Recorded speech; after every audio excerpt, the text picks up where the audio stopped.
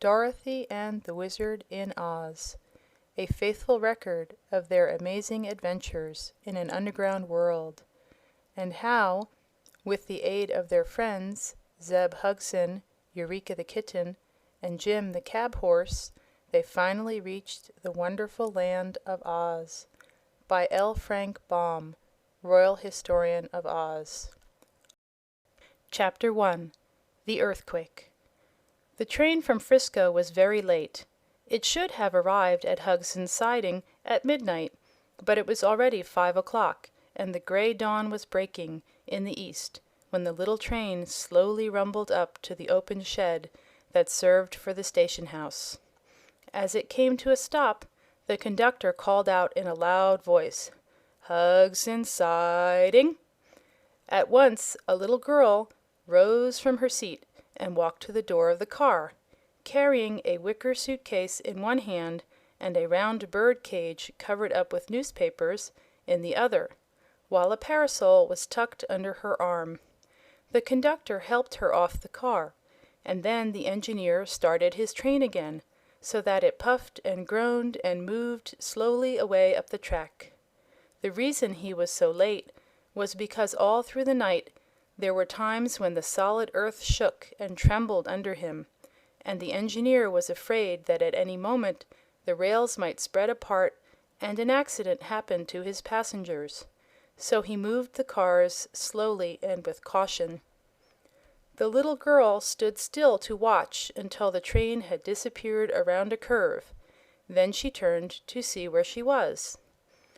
The shed at Hugson's Siding was bare, save for an old wooden bench, and did not look very inviting. As she peered through the soft gray light, not a house of any sort was visible near the station, nor was any person in sight. But after a while the child discovered a horse and buggy standing near a group of trees a short distance away. She walked toward it and found the horse tied to a tree and standing motionless, with its head hanging down almost to the ground. It was a big horse, tall and bony, with long legs and large knees and feet. She could count his ribs easily where they showed through the skin of his body, and his head was long and seemed altogether too big for him, as if it did not fit. His tail was short and scraggly, and his harness had been broken in many places and fastened together again with cords and bits of wire. The buggy seemed almost new, for it had a shiny top and side curtains.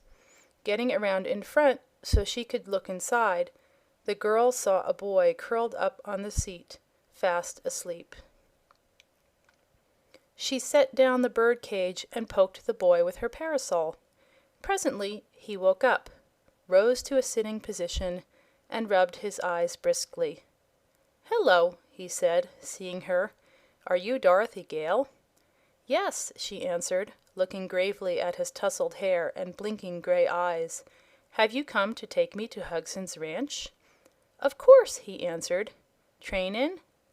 "I couldn't be here if it wasn't," she said. He laughed at that, and his laugh was merry and frank. Jumping out of the buggy, he put Dorothy's suitcase under the seat and her bird cage on the floor in front. "Canary birds?" he asked. "Oh, no, it's just Eureka, my kitten. I thought this was the best way to carry her."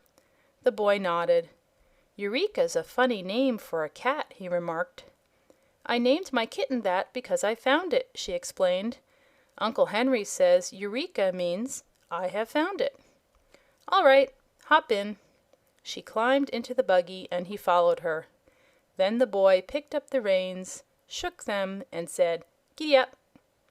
The horse did not stir. Dorothy thought he just wiggled one of his drooping ears, but that was all. "Giddy up," called the boy again. The horse stood still. "Perhaps," said Dorothy, "if you untied him, he would go." The boy laughed cheerfully and jumped out. "Guess I'm half asleep yet," he said, untying the horse. "But Jim knows his business all right. Don't you, Jim?" patting the long nose of the animal. Then he got into the buggy again and took the reins, and the horse at once backed away from the tree, turned slowly around, and began to trot down the sandy road, which was just visible in the dim light. "Thought that train would never come," observed the boy. "I've waited at that station for 5 hours." "We had a lot of earthquakes," said Dorothy. "Didn't you feel the ground shake?" "Yes, but we're used to such things in California," he replied. "They don't scare us much." "The conductor said it was the worst quake he ever knew." "Did he? Then it must have happened while I was asleep," he said thoughtfully. "How is Uncle Henry?" she inquired, after a pause during which the horse continued to trot with long, regular strides. "He's pretty well. He and Uncle Hugson have been having a fine visit." "Is Mr. Hugson your uncle?" she asked. "Yes. Uncle Bill Hugson married your Uncle Henry's wife's sister, so we must be second cousins," said the boy in an amused tone. "I work for Uncle Bill on his ranch, and he pays me $6 a month, and my board." "Isn't that a great deal?" she asked doubtfully. "Why, it's a great deal for Uncle Hugson, but not for me. I'm a splendid worker. I work as well as I sleep," he added with a laugh. "What is your name?" said Dorothy, thinking she liked the boy's manner and the cheery tone of his voice. "Not a very pretty one," he answered, as if a little ashamed. "My whole name is Zebediah, but folks just call me Zeb. You've been to Australia, haven't you?" "Yes, with Uncle Henry," she answered. "We got to San Francisco a week ago, and Uncle Henry went right on to Hugson's ranch for a visit, while I stayed a few days in the city with some friends we had met." "How long will you be with us?" he asked. "Only a day. Tomorrow Uncle Henry and I must start back for Kansas. We've been away for a long time, you know, and so we're anxious to get home again." The boy flicked the big bony horse with his whip and looked thoughtful. Then he started to say something to his little companion, but before he could speak the buggy began to sway dangerously from side to side, and the earth seemed to rise up before them. Next minute there was a roar and a sharp crash, and at her side Dorothy saw the ground open in a wide crack and then come together again.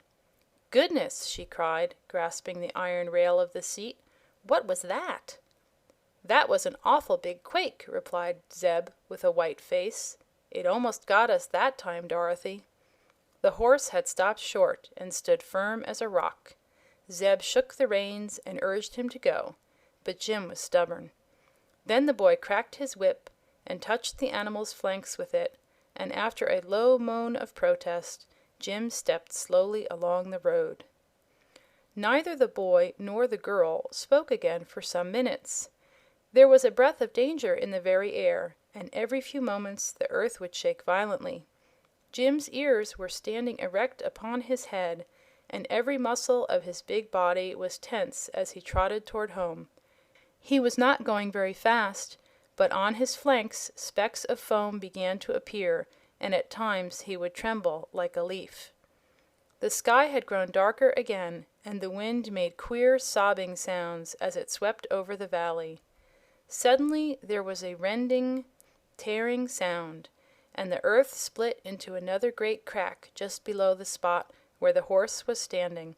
With a wild neigh of terror, the animal fell bodily into the pit, drawing the buggy and its occupants after him. Dorothy grabbed fast hold of the buggy top, and the boy did the same. The sudden rush into space confused them so that they could not think. Blackness engulfed them on every side, and in breathless silence they waited for the fall to end and crush them against jagged rocks, or for the earth to close in on them again and bury them forever in its dreadful depths. The horrible sensation of falling, the darkness, and the terrifying noises proved more than Dorothy could endure, and for a few moments the little girl lost consciousness. Zeb, being a boy, did not faint, but he was badly frightened and clung to the buggy seat with a tight grip, expecting every moment would be his last. End of chapter 1.